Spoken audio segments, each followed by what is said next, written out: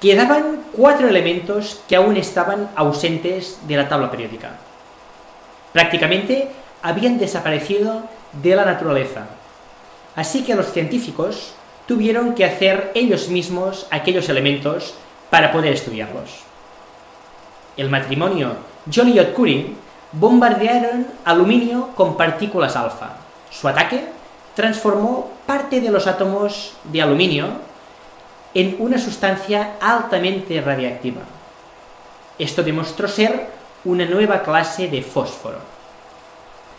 No era de extrañar que este fósforo no se presentase en la naturaleza. Su vida media era solo de 2 minutos y medio. A todos los efectos, los Joliot-Curie habían producido radiactividad artificial por primera vez. Ernest Orlando Lawrence fabricó en 1931 el ciclotrón, un energético acelerador de partículas. Permitió abrir los núcleos de cada átomo para añadirle partículas e incluso crear también partículas nuevas. El primer elemento producido de esta forma fue el perdido elemento número 43. Lawrence había bombardeado una muestra de molibdeno, elemento número 42, con protones acelerados en su ciclotrón. Finalmente, consiguió un poco de materia radiactiva, un elemento que se comportaba parecidamente al manganeso. Dado que el elemento número 43 que faltaba pertenece a una vacante en la tabla periódica, próximo al manganeso, estaban seguros que se trataba de ese. Pero resultó que el elemento número 43 tenía varios isótopos, y cosa rara, todos ellos eran radioactivos. Llamaron tecnecio al elemento número 43. El elemento 87 fue descubierto en 1939 entre los productos de la desintegración del actinio. El elemento se comportaba de igual forma que un metal alcalino y se denominó francio. Bombardeando bismuto con partículas alfa, se obtuvo el elemento 85. Se le denominó astato. Veamos pues un experimento con un elemento del mismo grupo del astato, el cloro. Además, con un buen consejo.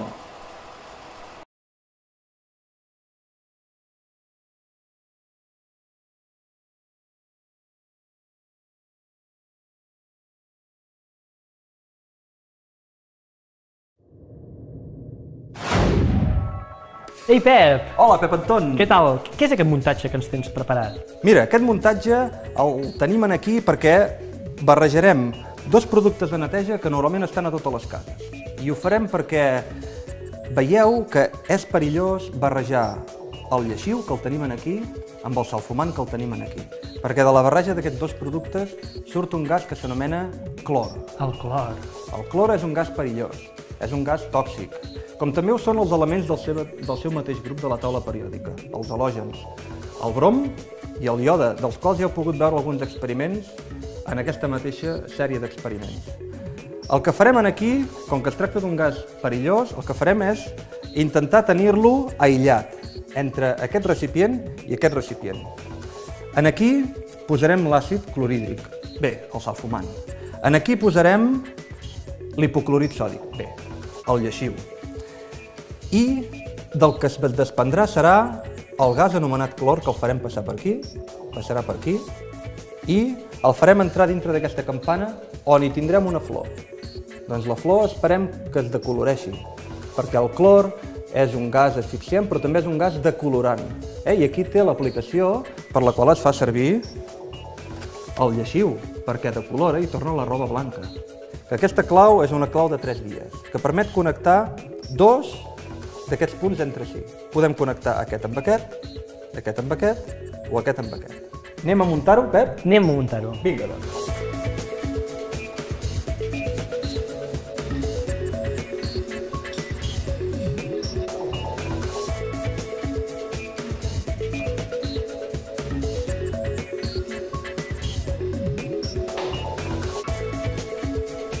Ara, Pep, connectem el buit i xuclarem l'aire que hi ha aquí dintre.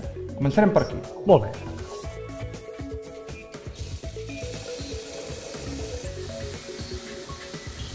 I ara farem al revés. Ara connectarem el buit en aquesta zona d'aquí. I quan veiem que bona part de l'aire ha marxat, després connectarem aquests dos entre si. Mira, veus? Ja està marxant l'aire que tenim a dintre. Sí. Molt bé. I ara obtindrem el clor. Bé, mira com es desprèn el gas, Pep Anton? Aquest gas és el clor.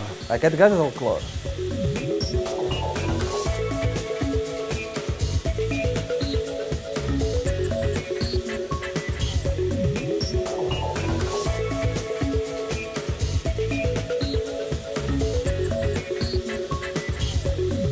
Com ha quedat aquesta flor, Pep Anton? Déu-n'hi-do. Ben vermella que era i mira, ha quedat ben esgrogueïda, pobreta. Recordeu que el clor l'hem obtingut a partir de dos productes de neteja que són a totes les cases. Vigileu de no barrejar-los. Es tractava del salfumant i del lleixiu. Fins i tot no el deseu en el mateix armari. Bé, amics, esperem que us hagi agradat aquest experiment i fins la propera. Fins la propera.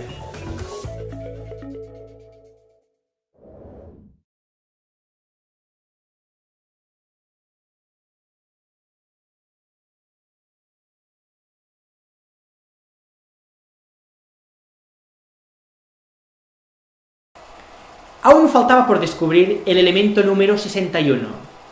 No se produjo de una forma deliberada, sino como un resultado más del descubrimiento de la fisión nuclear. Uno de los primeros en empezar a bombardear núcleos con neutrones fue el gran físico italiano Enrico Fermi, quien bombardeó uranio con partículas alfa, con la esperanza de crear elementos más allá del uranio. Sin embargo, uno de los productos que obtuvo fue el bario, un elemento de solo la mitad de peso que el uranio. El bombardeo de neutrones había dividido el átomo de uranio en dos. La fisión del uranio produjo docenas de diferentes productos, muchos de ellos nuevos isótopos que no habían sido conocidos anteriormente. Encontraron el elemento número 61 entre los productos de fisión. Lo llamaron promecio. Y así quedó cubierta el último hueco de la tabla periódica. Pero el promecio no constituyó el final de la búsqueda de los elementos. A fin de cuentas, el 92 no era el límite. Fermi pensó que había obtenido el elemento número 93. Lo denominó uranio X. No se había equivocado del todo. Su mezcla de productos del bombardeo del uranio incluía al elemento 93, aunque no pudo identificarlo. Si existía el elemento 93, ¿significaba esto que comenzaba una segunda serie de elementos de tierras raras, como las del lantano siguiente? Y si era así, el actinio, el torio, el proactinio, el uranio y el elemento 93 ¿serían todos metales de tierras raras? Macmillan y Philip Abelson hallaron el elemento número 93. Macmillan lo llamó Neptunio, por Neptuno, el planeta más allá de Urano, del que el uranio había recibido su nombre. Glenn Theodore Seaborg, en California, siguió las investigaciones de Macmillan. Seaborg muy pronto descubrió que el neptunio radioactivo daba origen a otro elemento nuevo, el número 94. Fue denominado plutonio. tanto el neptunio como el plutonio se comportaban químicamente igual que las tierras raras. Debían ser una segunda serie de las tierras raras. Así, la primera serie, que empezaba con el lantano, se conoce como la serie de los lantánidos, y la segunda como la de los actínidos. Si el neptunio y el plutonio podían fabricarse artificialmente, ¿por qué no producir más elementos transuránicos? Bajo la dirección de Seaborg, el grupo de California se estableció un programa sistemático para ver cuán lejos podían llegar. Bombardearon cada elemento transuránico sucesivamente, hasta formar otros con números atómicos superiores. El trabajo no resultaba sencillo y se hacía más difícil de un elemento a otro. Las vidas medias de los sucesivos elementos eran cada vez más y más cortas, y por tanto resultaba cada vez más difícil recoger suficiente cantidad de cada elemento para poder fabricar el siguiente. Los siguientes elementos aparecieron tras explosión de la primera bomba de hidrógeno en 1952. En los restos de la explosión, los científicos detectaron trazas de lo que parecían ser los elementos 99 y 100. Dichos elementos fueron más tarde obtenidos en el laboratorio y anunciados en 1955.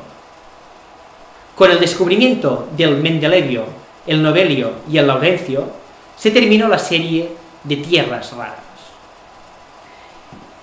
Y este es el aspecto de la tabla periódica en aquel momento. Se conocían 103 elementos. Los científicos siguieron en busca del elemento 104, esperando confiadamente que se pareciese al hafnio, el primer elemento después de los lantánidos. Este fue, pues, el descubrimiento en 1974, en el Instituto Conjunto de Investigación Nuclear de Dubna, en la Unión Soviética. En este mismo centro se obtuvieron los elementos 105 y 106, y se propuso el método para la obtención del 107. Sin embargo, este elemento no fue sintetizado hasta unos años más tarde en el Centro Helmholtz para la investigación de iones pesados, en Darmstadt, Alemania. En el mismo centro se han sintetizado los elementos más pesados que completan los elementos de transición por debajo del hafnio y hasta por debajo del mercurio. Como puede verse en la tabla, estos elementos han sido obtenidos en los últimos 50 años. Sus nombres honoran los centros de investigación mencionados, como Dubnio y Darmstadtio, y científicos que han ido apareciendo en estos capítulos, como Copernicio o Borio. La tabla periódica se ha completado hasta el elemento 118, con los 6 elementos que van del 113 al 118, gracias a un potente acelerador de partículas que permite la obtención de elementos muy pesados. Este acelerador se encuentra en Dubna. A excepción del elemento 114, todos los demás elementos han sido descubiertos en el presente siglo. Por ello, algunos nombres no han sido aún aceptados por la IUPAC y figura su número en latín. Así queda la tabla periódica a principios del 2013, después de la reciente aceptación en mayo de 2012 de los nombres Fleborio y Livermorio para los elementos 114 y 116 respectivamente. Hemos visto que los elementos están hechos de protones, neutrones y electrones. Hace una generación Esto fue lo ofrecido como última respuesta a Tales. Pero en los últimos 40 años, esta solución parece no ser tan clara. Se han descubierto unas 30 partículas subatómicas diferentes, que han recibido nombres como mesón, neutrino, K, lambda, sigma y Xi.